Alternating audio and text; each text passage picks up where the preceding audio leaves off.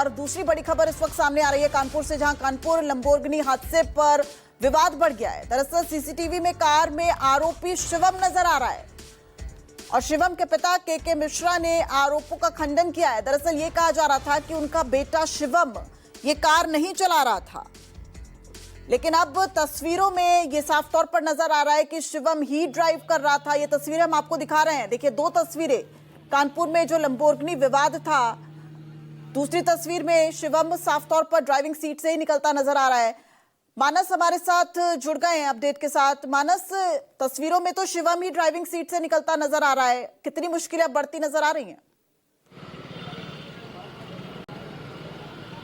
देखिए, मैं न्यूज़ 24 के दर्शकों को अपडेट कर दूं। मैं इस वक्त ग्वालटोली थाने पर मौजूद हूं। इसी थाना क्षेत्र में ही थोड़ी दूर पर शिवम का घर है और थोड़ी दूर पर ही यह हादसा हुआ।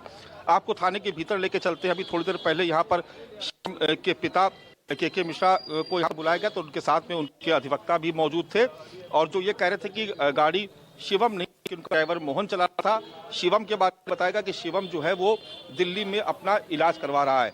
फिलहाल ये लैम्बोर्गिनी कार आपके सामने खड़ी हुई है, ये देख रहे हैं। इसको थाने में ही फिलहाल इसको रखा गया है, इसको जब्त किया गया, क्योंकि जिस वक्त ये एक्सीडेंट हुआ उस वक्त वहां पर तमाम लोगों ने घेर लिया था।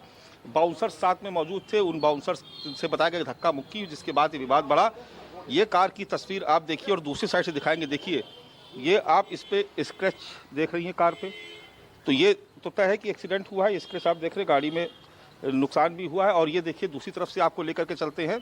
14 करोड़ की कीमत की ये कार, और कार पर सवार लखनऊ कानपुर के बहुत बड़े व्यापारी, तंबाकू व्यापारी, उनका बेटा शिवम। और ये देखिए कार के भीतर की स्थिति, कांच टूटा हुआ, ये जो विंडो का जो शीशा है ये दरअसल क्रैक हुआ है। उसके बाद आप देख रहे हैं कि भीतर आपको ये तस्वीर नज़र आ रही है कि किस तरीके से कांच यहाँ पर बिखरा हुआ है। ये हम आपको तस्वीरें दिखा रहे हैं कि किस तरीके से गाड़ी से ये हादसा हुआ। इस हादसे के वक्त बताया गया, जो सीसीटीवी सामने आया उसमें एक व्यक्ति निकालते हुए शिवम को ड्राइविंग सीट से नज़र आ रहा है और उसके बाद से ये पूरा विवाद और ज़्यादा बढ़ा। हालांकि अब ये कहा जा रहा है अधिवक्ताओं की तरफ से कि जिसको चोट लगी वो आगे की कार्रवाई करना नहीं चाहता, उसको मामूली चोट लगी है, हेल्थ इशू है शिवम को, वो अपना इलाज करवा रहे हैं, वो दिल्ली में है और गाड़ी शिवम नहीं, गाड़ी उनका ड्राइवर मोहन चला रहा था। तो ये दलील दी गई है ये जो शिवम के अधिवक्ताओं की तरफ से। लेकिन जो तस्वीर है वो सामने, इस पूरे मामले में जब सियासत तेज हुई, हंगामा बढ़ा, उसके बाद इसमें जो जहां मैं मौजूद हूँ, ग्वालटोली थाना, इनके प्रभारी को लाइन हाजिर कर दिया गया, उनको निलंबित कर दिया गया है। और इस पूरे मामले में शिवम का नाम बाद में जोड़ा गया। ये आपको अपडेट कर दे कि शिवम का नाम पहले इसमें नहीं था, बाद में शिवम का नाम उस एफआईआर में जोड़ा गया बतौर अभियुक्त कि उनकी वजह से कि उन्होंने एक्सीडेंट किया, इस तरह से नाम उनका जोड़ा गया है। तो फिलहाल इस पूरे मामले में जो सियासत है वो भी बहुत गर्म है। और इस पूरे मामले में अगर देखा जाए तो सरकार की तरफ से भी ये कहा जा रहा है कि जो भी दोषी हैं उनके खिलाफ कार्रवाई होगी। और इसी कड़ी में जो थाना प्रभारी, जब उनको सस्पेंड किया गया तो कानपुर के जो आला पुलिस अफसर हैं फिर वो इस मामले में शामिल हुए। अब इस पूरे मामले में जांच की जा रही है। सामने वाले कक्ष में जो थाना प्रभारी का ही कक्ष है, यहाँ पर थोड़ी देर पहले उनको लाया गया था। के मिश्रा जो शिवम के पिता हैं, उनको यहाँ पर लाया गया था और उनसे यहाँ पर पूछताछ की गई है। ये चौकी प्रभारी सोनू पेशवाल, ये इसी कक्ष में भी पूछताछ की जा रही थी। सामने आप देख रहे तस्वीरें, ये आप देखेंगे कि नीचे का हिस्सा देखिए, इसमें डैमेज हुआ है। अगर आपको तस्वीरें दिखाएं, देखिए नीचे का जो हिस्सा है ये पूरा डैमेज हुआ है। ये यानी जो गाड़ी है वो स्पीड में थी, बता रहे हैं लोग कि गाड़ी बहुत स्पीड में थी और स्पीड में टक्कर मारी। इसमें करीब 6 लोग उसमें चोटिल हुए हैं। कुछ को ज़्यादा चोट आई है, किसी को कम चोट आई है। लेकिन वहाँ पर जिस तरीके से एक्सीडेंट हुआ तो जो आसपास के लोग थे उन्होंने घेर लिया। चूँकि साथ में बाउंसर मौजूद था तो वो उससे कहा गया कि धक्का मुक्की हुई, उसके बाद से बखेड़ा खड़ा हो गया। और जो लोग थे वो ये डिमांड करने लगे कि जो कार चला रहा ड्राइवर उसको हमारे हवाले किया जाए।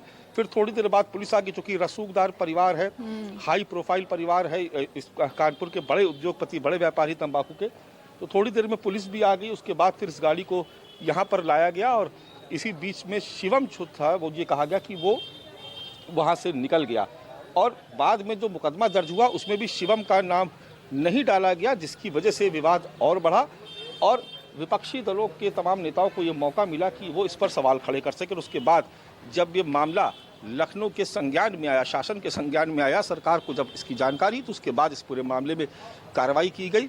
जो यहाँ के जो प्रभारी थे उनको निलंबित किया गया, उनको लापरवाही के आरोप में उनको पहले लाइन हाजिर किया गया, फिर निलंबित किया गया और अभी इस पूरे मामले में कार्रवाई जारी है। पूछताछ का दौर शुरू हो गया, लेकिन जो नई दलील सामने आई है कि गाड़ी शिवम नहीं, गाड़ी मोहन चला रहा था, शिवम को हेल्थ इशू है, वो अपना इलाज करवा रहे हैं। तो इन तमाम कानूनी दाव पेचों के बीच अब जो आला पुलिस अफसर हैं वो अपनी जांच को आगे बढ़ा रहे हैं। देखिए, इस तरीके के मामलों में ये भी देखा गया है कि जो कंप्लेनेंट है, जो शिकायत करता है, वो कितना स्टैंड करता है इस तरीके के मामलों में। जैसे कि अधिवक्ताओं ने कहा कि वो चाहते ही नहीं आगे की कार्रवाई, तो निश्चित तौर पर फिर इस मामले का आगे क्या अंजाम होगा ये हम सभी लोग जानते हैं। लेकिन जिस तरीके से बेलगाम गाड़ियों से एक्सीडेंट हो रहा है, ये अपने आप में बहुत बड़ा सवाल है कि इसको कंट्रोल किया जाना चाहिए। बेवजह सड़क पर किसी की जान ना जाए, किसी का कोई नुकसान ना हो, इसको भी देखा जाना चाहिए। खास बात यह भी है कि अभी कुछ दिन पहले उत्तर प्रदेश के मुख्यमंत्री योगी आदित्यनाथ ने सड़क दुर्घटनाओं पर चिंता जाहिर करते हुए एक हाई लेवल की मीटिंग कॉल की थी और अधिकारियों को निर्देश दिए थे कि वो इस तरीके के हादसों को रोकने के लिए युद्ध स्तर पर काम करें। जगह जगह कैंपेन चलाए जा रहे हैं, लेकिन बावजूद इसके आप देखें कि उत्तर प्रदेश में बीते 3-4 दिनों में बहुत सारे सड़क हादसों के बीच में ये जो हादसा लैम्बोर्गिनी का हुआ, इसमें आपने देखा किस तरीके की पुलिस ने कार्रवाई की। अगर पुलिस उसी वक्त सख्त कार्रवाई करती तो शायद ये मामला इतना तूल ना पकड़ता, इतना विवाद ना होता इस पे। लेकिन विपक्षी दलों को मौका मिला, उन्होंने सवाल खड़े किए और आखिरकार सरकार को इस पूरे मामले में कार्रवाई करनी पड़ी। जो आरोपी जिन पर लापरवाही का आरोप था उनको निलंबित किया गया और अब आगे की जाँच जारी है। ठीक है, ओके। आपने पूरी तरीके से अपडेट कर दिया, क्योंकि जो कार कौन चला रहा था उस गुत्थी से आपने पूरी तरीके से पर्दा हटा दिया है। और अब पुलिस कमिश्नर की तरफ से क्या कहा जा रहा है और शिवम के पिता के मिश्रा जो उन तमाम आरोपों का खंडन कर रहे हैं, वो क्या कुछ कह रहे हैं, सुनवाते हैं आपको।